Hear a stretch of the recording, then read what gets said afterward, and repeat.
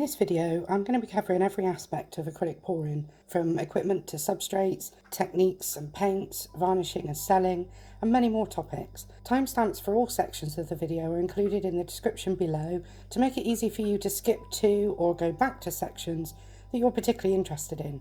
I've also included links to some really useful articles and websites, so do check those out. Okay, let's get started. In this section, we'll cover some options for the most common items that you'll need when doing acrylic pouring. Firstly, let's look at protecting your work surface.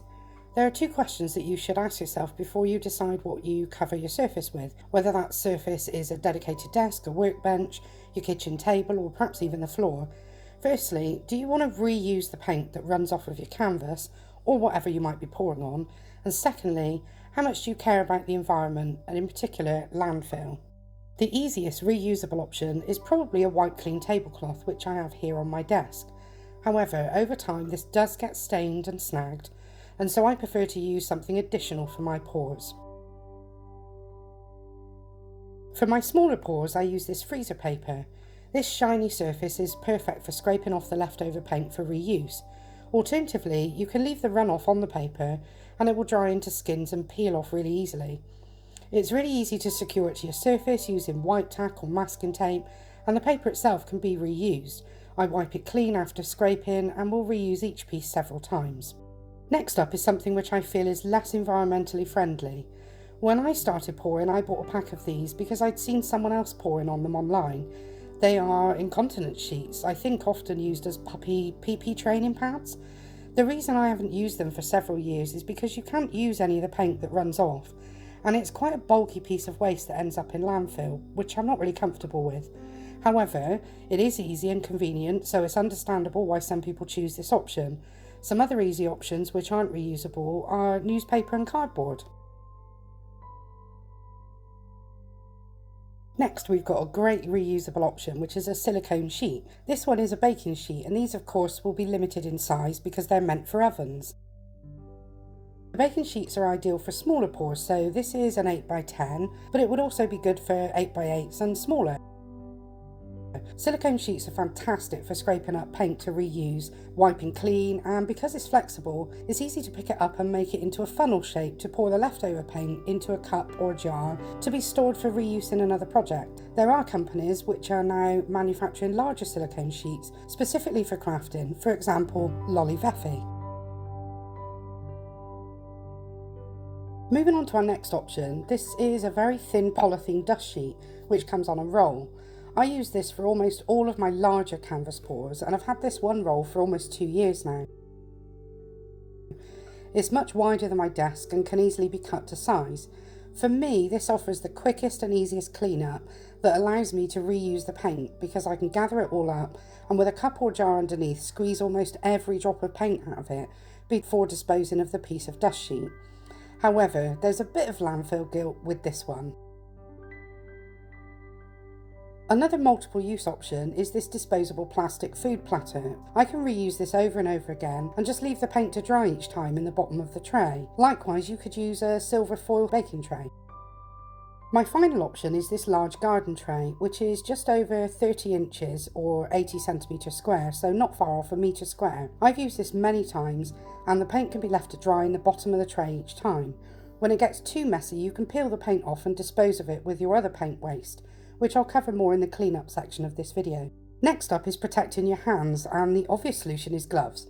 There are many types out there, some of which you can reuse if you wipe them off before removing, and some are pretty much single use only. Finding the right type and fit is really trial and error in my experience. So you're going to need something to mix your paints in, and there are a lot of options here. The most obvious one is disposable cups. However, because I try to minimise my use of single-use plastics, I've got this large collection, as you can see here, of plastic containers that I can clean out after each use. I do of course have disposable plastic cups, but I try to only use these as my pouring cups, and around 50% of the time I do reuse these.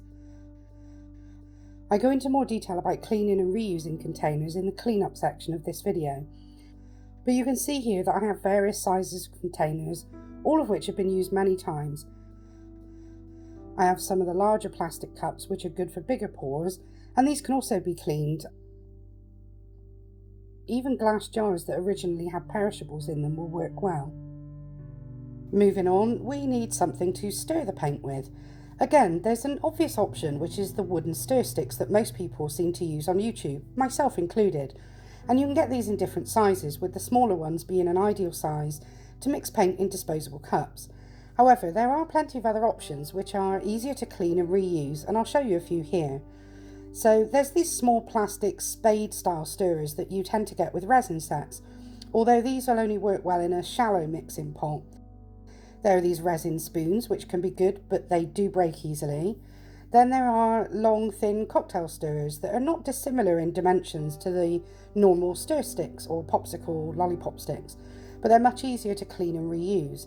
You can also use plastic teaspoons or even metal teaspoons, as these can be used over and over again, which is of course better for the environment. It's important when you're pouring paint that you elevate your canvas or other substrate off of the surface. Again, there's a common option here, which are these push pins. As you can see, I reuse these over and over, and they're all covered in paint. But if they start to get a bit too caked, you can easily peel the paint off. So why is it important to elevate the canvas? Well, firstly, poured paint dries much better with airflow underneath it, and it will vastly reduce the risk of the paint cracking. Secondly, part of the nice thing about pour paintings is the patterns that you get over the sides, and you don't want that ruined by having tide marks where it's been sat in a puddle of paint. Thirdly, it makes it easier to pick it up and move it to a drying space without ruining the patterns on the edges, or worse still, risk it slipping out of your fingers and dropping if you try to pick it up from the sides.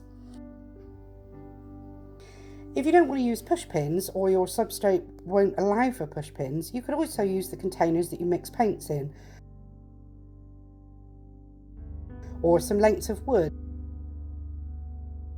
or I've seen some people use cake cooling racks like this. Whether you're looking for cells or not, you will ideally need some kind of heat source in order to burst air bubbles that you will inevitably get in the paint.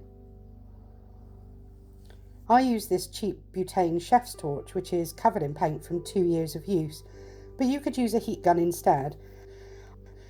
More info on how to correctly use the chef's torch is included in the technique section of this video. Finally, in our preparation and equipment section, there is masking tape and or painter's tape. This is entirely personal preference, but you can tape off the back edges of your canvas to keep it clean of paint. I haven't done that on this painting, and you can clearly see the mess that's left behind.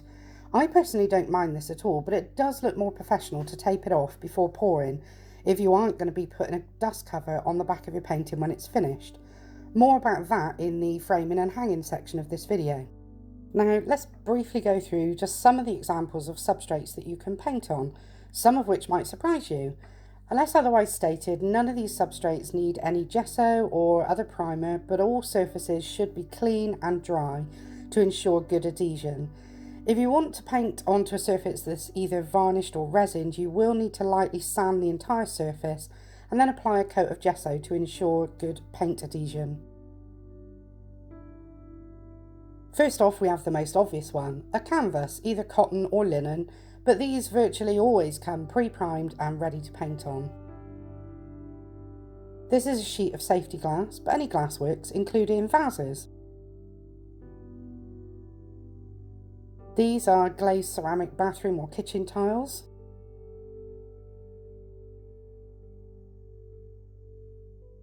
And here we have vinyl records.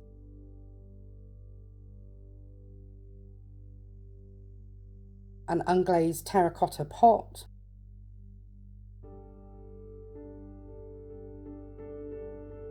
Some pre-cut beechwood coaster shapes.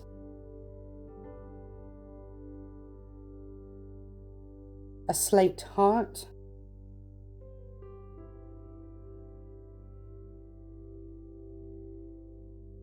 This is a thin plastic face mask.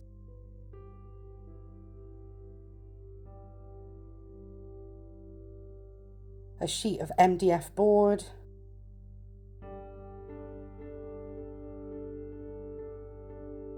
These are river rocks which have been sprayed with black primer.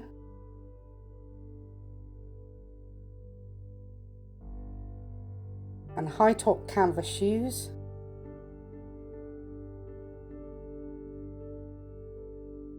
This one's a real animal skull, though that might not be to everybody's taste. And finally, a mannequin leg, one of my favourite videos ever.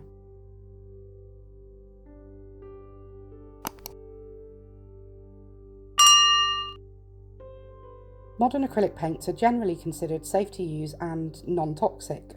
However, you should always check that your paints are low VOC. VOC stands for volatile organic compounds. This is essentially the smell given off by the paint. The stronger the smell, the higher risk of you inhaling agents that could be bad for your health. Even with low VOC acrylic paints, you should be aware that off-gassing chemicals like ammonia and formaldehyde can be released during the curing process, and this can cause headaches and nausea. This is true of all colours and brands.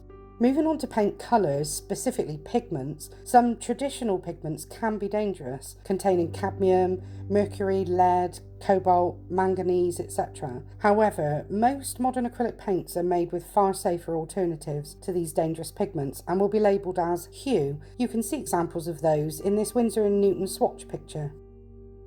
Time to talk paint brands.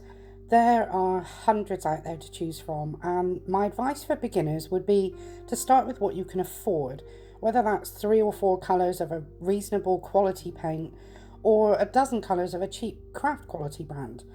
That'll be a good way to test whether you have the patience for mixing and whether you're actually going to enjoy this hobby. So let's quickly run through some of the most common paints used in acrylic pouring.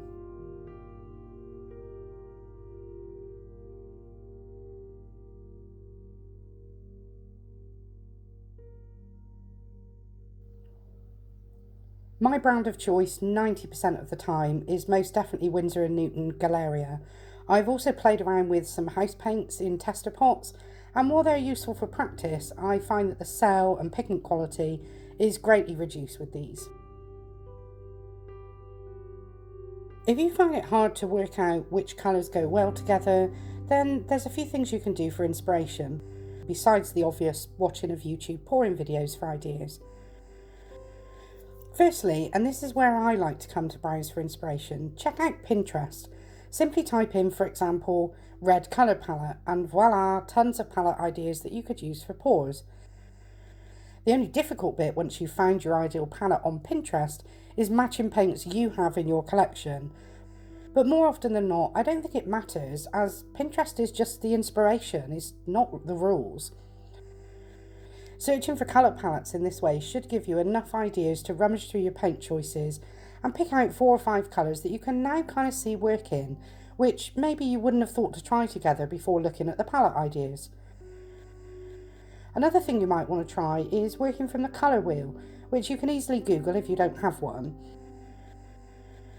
As a general rule of thumb, colours that contrast well with each other are opposite each other on the colour wheel. That's not to say that you can't mix it up. Art has no rules, so play, practice, and most importantly, experiment. Now, this section could be controversial, mixing and recipes. So I've always been pretty vague about how I mix my paints. I generally say that I've added roughly 30% Liquitex pouring medium and some water, and that's as close to a recipe as you'll ever get from me, and I'll explain why shortly. Here are some examples of mediums that you could use when mixing paints for pouring. Pause if you want to take notes. Now let's take a look at just a tiny sample of some of the recipes that other YouTubers have given out on their channels. Again, pause if you want to take notes.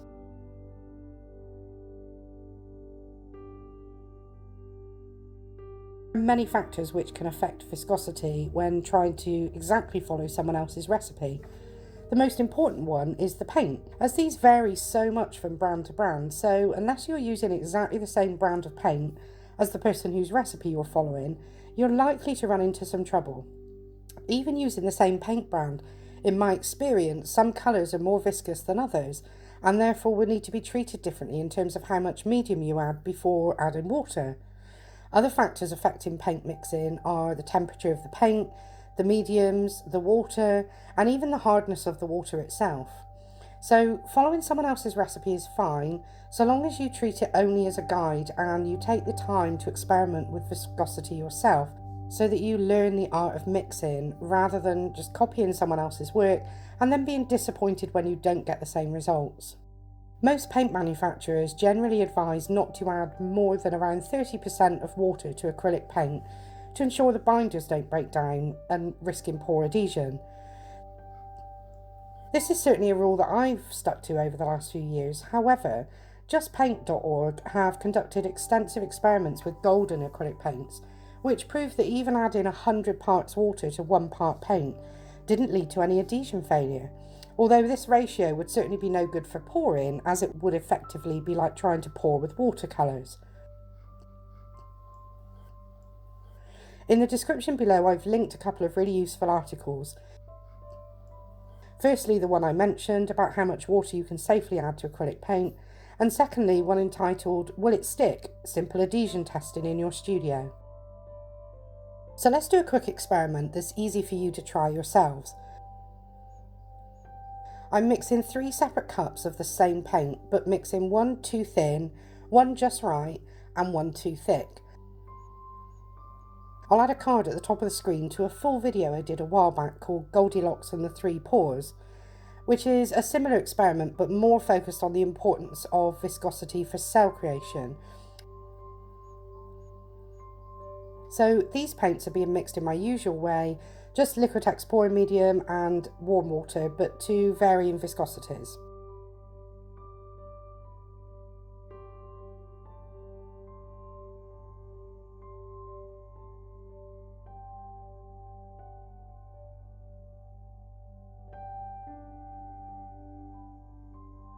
So here's the thin mix, which drips off the stick far too easily and not in one steady stream. The middle mix, which is just right, sits happily on top of the stick, but then pours off in a steady stream when the stick is upended. This is the viscosity you want to aim for. It's similar to pouring cream. The final mix, too thick, sits happily on top of the stick, but doesn't pour off in a steady stream. It's a little reluctant and the stream kind of breaks up into clumps.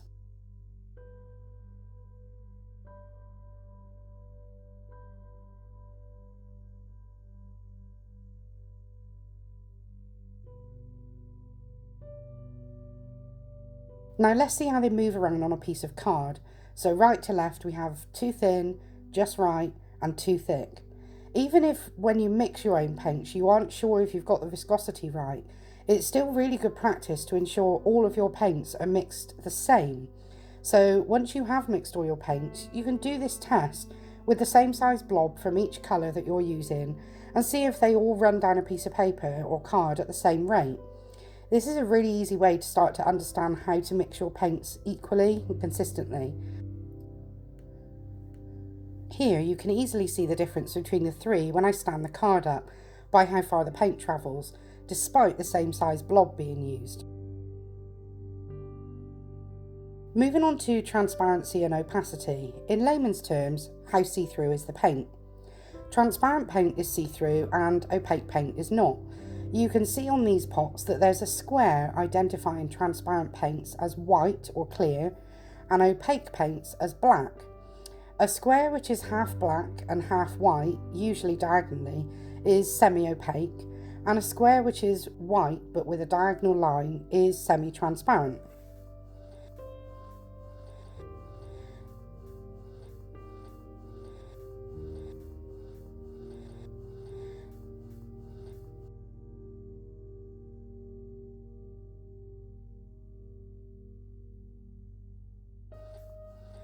So I'm marking above each colour whether they're T for transparent, O for opaque, and I've actually made a mistake here with my marking because I've said permanent green middle is semi-transparent or ST, but it's actually semi-opaque. I'm going to show you 2 ways to work out your paint's opacity yourself, just in case you buy paints that don't identify this on the label. Look at how the opaque colours are exactly the same colour as the original blob, whereas the transparent strips are noticeably lighter in colour than the original blob. This is because Opaque colours reflect most or all of the light, whereas transparent colours let most or all of the light in, making them appear lighter. This first way is, in my opinion, the easiest way to test transparency.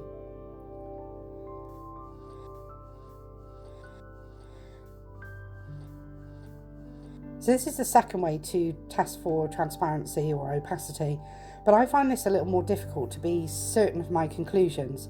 So just use a Sharpie or black paint to create a line or any kind of test space. It could be a circle for each paint test. And then using a palette knife, scrape a small amount of the paint over the black. And theoretically, at least, you shouldn't be able to see much or any of the black through an opaque paint, but you should be able to see the black very clearly through a transparent paint. It is visible here, but I feel like the results are much more obvious in the first test. If you're buying paints without opacity identified on the label, then you're probably using cheap craft quality paints.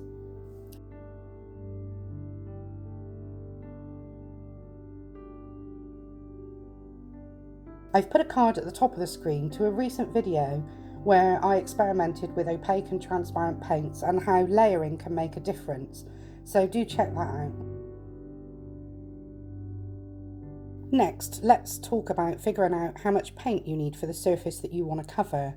As a general rule of thumb, you'll need 1 ounce of paint for each 25 square inches of substrate, but as always, there are some other factors to consider. Firstly, what is the texture of the substrate?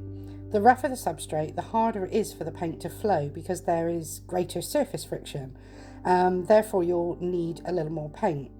I would suggest that for a very smooth surface like glass, you probably only need 1 ounce of paint, and that's mixed paint, for every 30 square inches. But for a rough surface like natural wood, you might want to aim for 1 ounce for every 20 inches. A pre-primed canvas would sit somewhere between the two. The second factor is the viscosity of your paint. As you'll recall from our earlier experiment, the thinner mix of paint travelled quicker and further than the ideal and thicker mixes. This is because it has lower friction levels, and the thicker mix only travelled half the distance of the thinner mix because of its higher friction levels. So it's important that you take the 1 ounce per 25 square inches as a guide and not a rule. It's impossible for even the most experienced expert, which I'm certainly not, to give out any guaranteed rules that will work for you, and that's because nobody but you can know all the factors that are going into your particular pour on any given day. So let's move on now to technique. This section doesn't give tutorials on all of the techniques, but a brief clip of each technique and a photo of the end result. The examples of techniques shown are of course not exhaustive, but they're most of the common ones that I know of. We're starting off with the tree ring or swirl pour, where paints are layered in a cup and then poured in a circular motion on the canvas.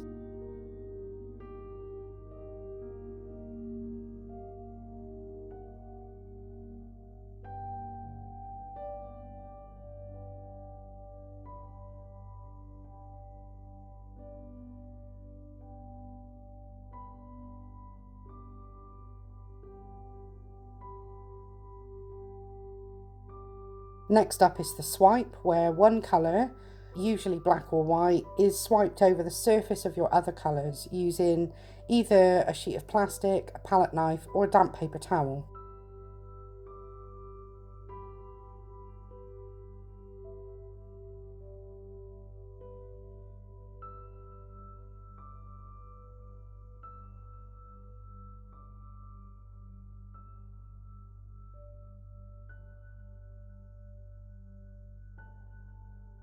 Here we have a variation on the standard swipe known as the Starburst swipe because it's circular, and this example shows that you can swipe all of the colours over each other without necessarily having a single swipe colour over the top.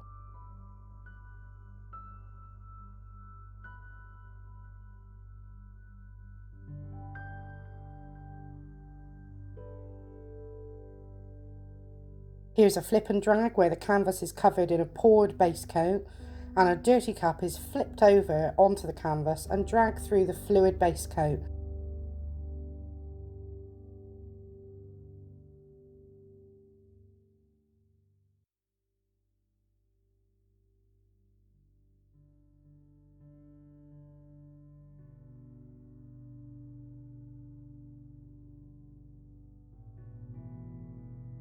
This is a bottle bottom pour, which uses the bottoms cut off of plastic bottles to pour over to create interesting patterns in the composition.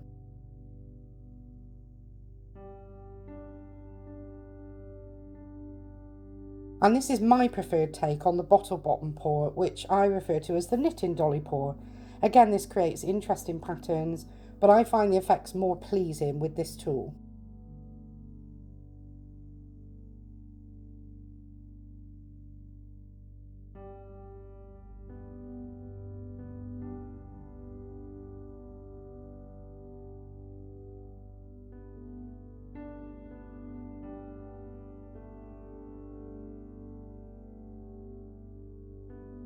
This here is a vertical pour, which can be either straight pours of individual colours, as I'm doing here, or can be dirty cups. The key point here is that the canvas is being poured on vertically.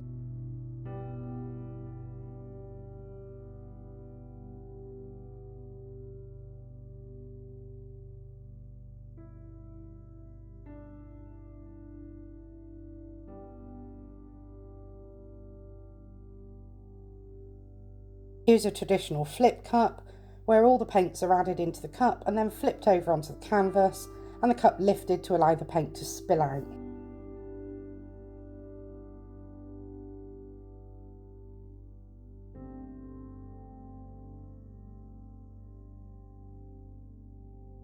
This one I'm definitely not very good at, the Dutch pour, where a base coat is used to cover the canvas, a puddle of paint's added on top, and then the base coat is blown over the top of the puddle and blown around the canvas.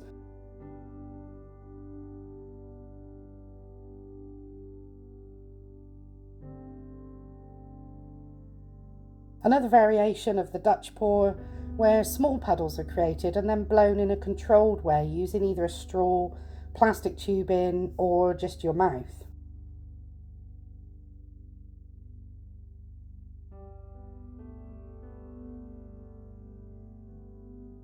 Here are some mini dips where the paint is added to a flat surface and then your substrate is pressed down onto the surface and then lifted off. This is often done with canvases, but I've used glass cabochons here for pendants.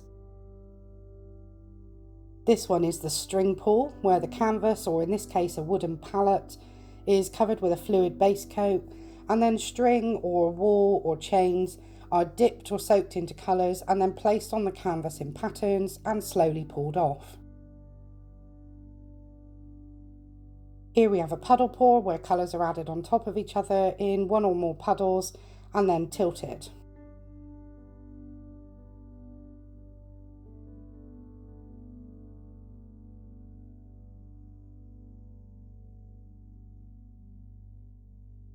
Here's a ribbon pour. I refer to this as a wandering ribbon pour, as ribbons are traditionally poured from one side of the canvas to the other, not round and over itself like this one.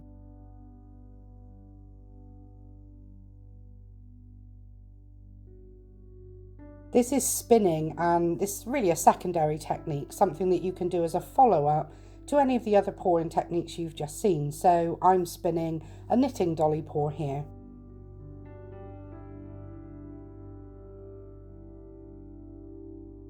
This is possibly my favourite pour painting that I've seen to date, and it's Sarah Mack doing her ninja swipe. It's simply stunning.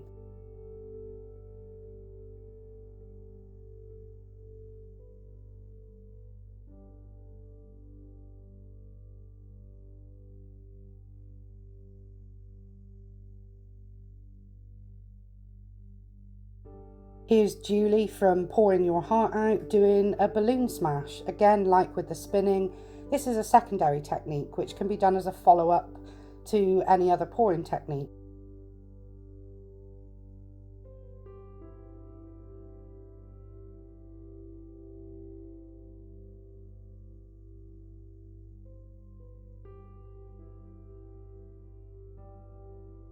And the final technique that I was thinking of including was the awful colander or sieve or sink strainer pour. However, I find 99% of these pours utterly hideous, so I've never bothered to do one myself. I did reach out to someone asking if I could use a clip from the only colander pour video I've ever thought looked okay, but they didn't reply, and therefore I'm not putting a clip of a colander pour in here. There are so many factors that can cause a muddy outcome on your canvas, but there's really two common reasons. Firstly, and most common, is the viscosity of your paint is wrong. Your paint is not thick enough. So try mixing your paints a little bit thicker and do some tests.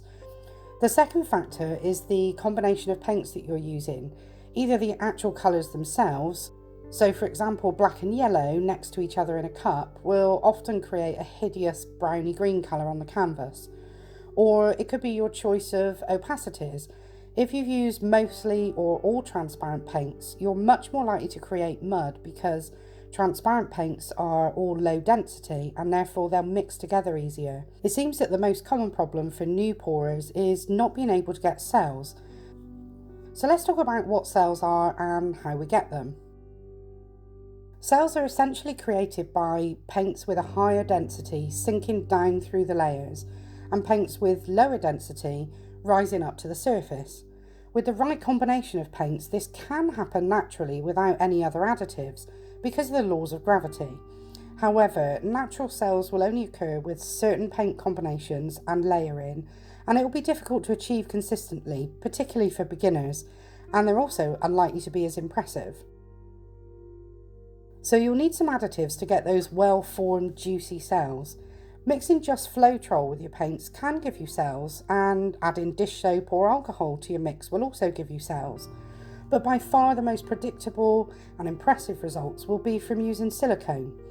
When you use silicone, the oil will naturally try to rise to the surface, which can be aided by applying heat, and this will bring paint colours in the lower layers up to the surface with the oil.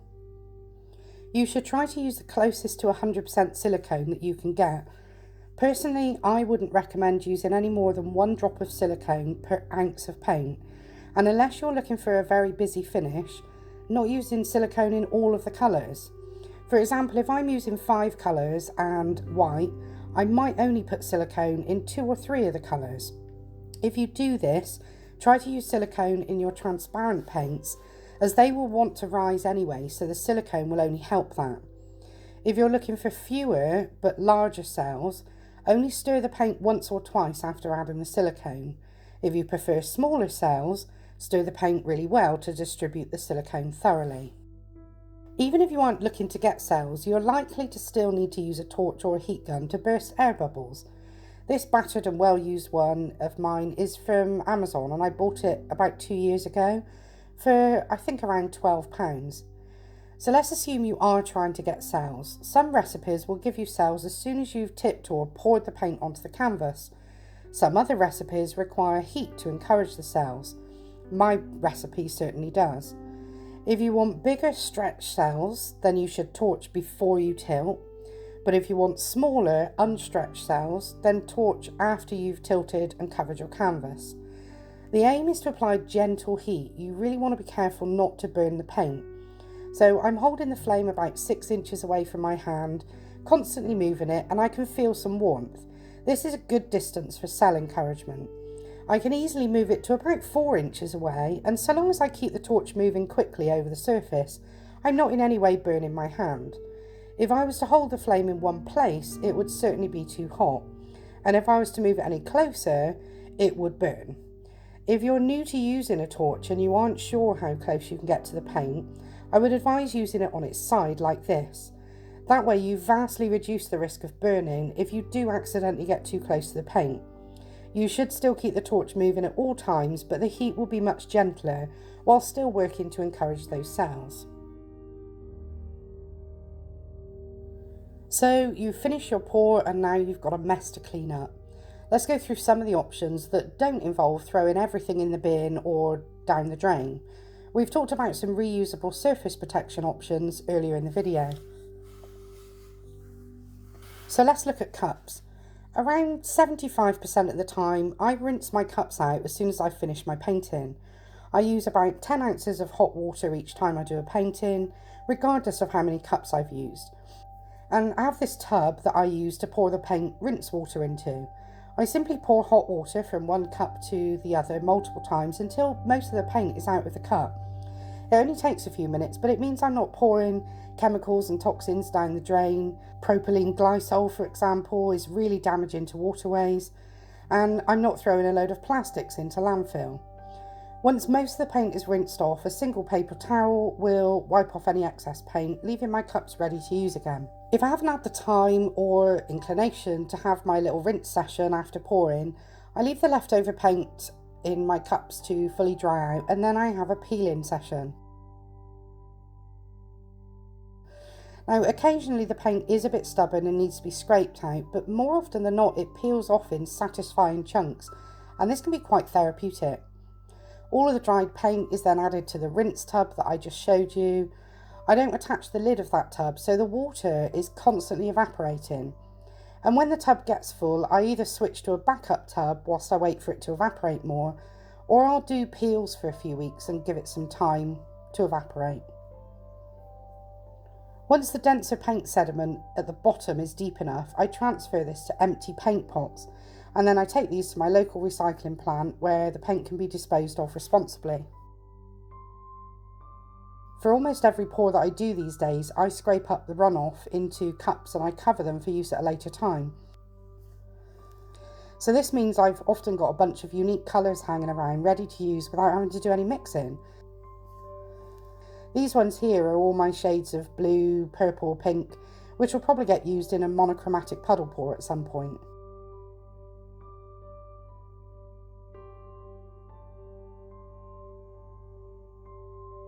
Now that you've set your pour aside to dry, you need to decide how long you're going to leave it before you consider finishing with varnish or resin.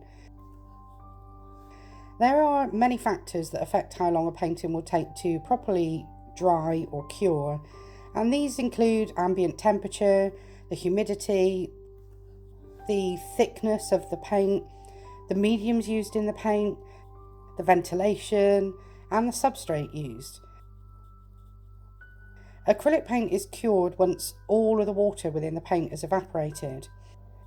So whilst a pour painting might feel dry to the touch on the surface within 1 or 2 days, the paint underneath the surface is unlikely to be cured, and I would recommend that you avoid varnishing a pour for a minimum of 2 to 3 weeks to be on the safe side.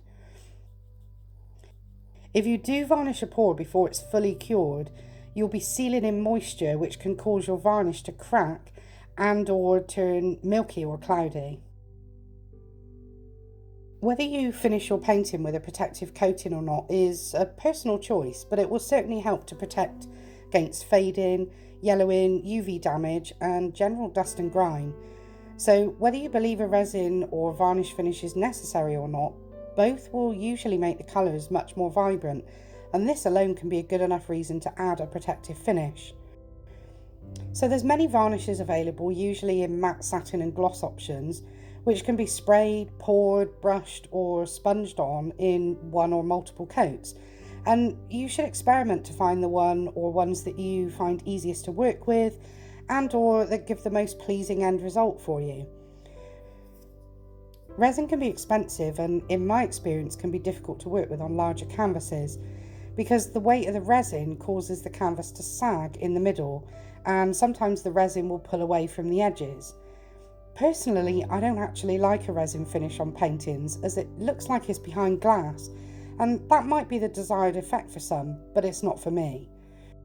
I've tried many varnishes, some of which are shown in this picture, but I now generally only use 2, and those are Liquitex gloss varnish, which I pour onto the canvas and tilt off, or Liquitex spray varnish, depending on the type of finish that I'm looking for.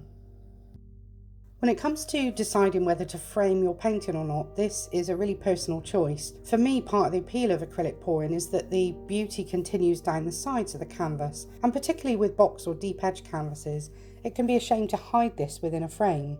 However, shallow canvases can look much more sophisticated in a frame, so let's look at a few options. This is a frame from Ikea. It's deep and it's the perfect size for an 8x8 box canvas. If you're not bothered about covering up the sides, or like with this painting, the sides are uninteresting due to the negative space. As there's a small gap around the edges of the painting, you would want to cover up the backing board, and to do that I use this sheet of adhesive vinyl from Arteza, which gives a nice smooth matte background behind the painting. These come in many colour options, in rounds and squares, and in matte or gloss.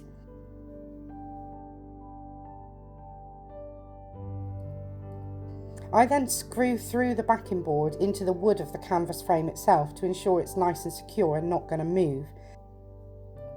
It also means that if I'm putting a painting in my Etsy shop to sell, people have the option of requesting to buy the painting unframed because it's easy to remove the screws and put a sawtooth hanger or dust sheet and wire on instead, rather than risking damaging the painting by trying to prise it off the backing board if I've used glue instead. So next, let's look at some homemade options. So I hand make very simple mitre cut frames which can be painted or stained to suit and can be made in custom sizes. This one is for an 8x8 shallow canvas with a nice generous gap around the painting. The backing board would either need to be covered in adhesive vinyl or it could be painted a custom colour. I like to have a few of these samples so that I can show customers what the painting could look like in various frame sizes and colour options, so that even if they don't want to buy a frame from me, they can envision what it might look like, and it might encourage them to buy a painting and get it professionally framed if that's what they want to do. Here's an alternative size for the same painting. It's a snugger fit and it wouldn't require anything covering the backing board. This third one is for a 12x12 canvas, and the backing board on this one would definitely need painting because the self-adhesive sheets that I have are the same size as the painting itself, and visible joins on the backing would look cheap and unprofessional. All of these frames are easy to scale up or down to leave any required size of background space visible, from none to several inches. Of course, you could also buy ready-made frames off the shelf and use offset clips to mount the canvas. This is certainly more professional, but it's a more expensive option. Just bear in mind when deciding about framing for selling that not everybody wants a frame, or they might want a different style or colour than you've chosen for your website, so it is always best to be able to offer options. Now we move on to the final steps if you're looking to sell your artwork, which is pricing and selling platforms. So let's start by having a look at some of the ways that you can sell your art. The main options are in person to friends and family, in markets or arts and craft fairs, in a gallery, Facebook Marketplace. If you've got your own Facebook page, you could sell through there or on your own website. Or there's many online platforms like Etsy, New Monday, ArtPal, etc. that you can sell your art on. Not all of these options are free. So galleries can charge up to 50% commission when selling your work. Most markets and art and craft fairs will charge stall fees, and a website is likely to cost you a monthly subscription. Platforms like Etsy will usually charge a small commission and or listing fees for each item. Personally, I've had most success selling to friends and family, and then via word of mouth from those people to their friends and family and so on. I've had really limited success with Etsy, although it's certainly considerably cheaper than when I have my own website. And having your own website may be more professional, but driving enough traffic to it can be really difficult, especially if you're just starting out and you don't have an established customer base. So finally, perhaps the most difficult topic, which is how do you price your art?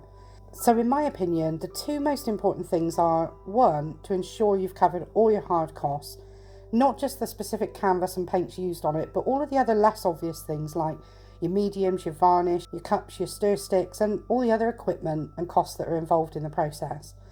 And two, to add on enough on top of the hard costs to ensure that you don't resent selling it at that price. With that said, there are three common formulas to price a painting. Firstly, a set amount per square inch of substrate, i.e. length times width. Secondly, a set amount per linear inch, i.e. length plus width. And thirdly, hard costs plus an hourly rate of time spent working on the piece. I've included some links in the description to some really interesting articles on pricing art. Once you've decided on a formula, work out the prices for some of your pieces and then do some research. Look at what other people are charging for similar items and compare their prices to yours. If possible, on Etsy for example, look at how many sales that person has. This may give an indication as to how well established they are. The more established an artist is, the higher prices they can charge. So let's say, for example, that you choose the square inch formula and you set your price at 50 pence per square inch. That would make a 12x12 canvas £72. If the prices on Etsy for other 12 by 12 poured paintings are generally between £30 and £60, then your pricing is likely too high. The other thing worth researching when pricing your work is how similar artists finish their work. For example, if you're selling a spray varnish painting with no hardware and somebody else is selling theirs with a resin finish, dust covers and hanging wire, then it would be reasonable to expect that your work would be priced lower than theirs. Ultimately, pricing is somewhat trial and error when you're trying to establish yourself. I really hope this video has been helpful and that you've learned something from it, or at least enjoyed it. Thanks for taking the time to watch it, and don't forget to check out the many useful links in the description below.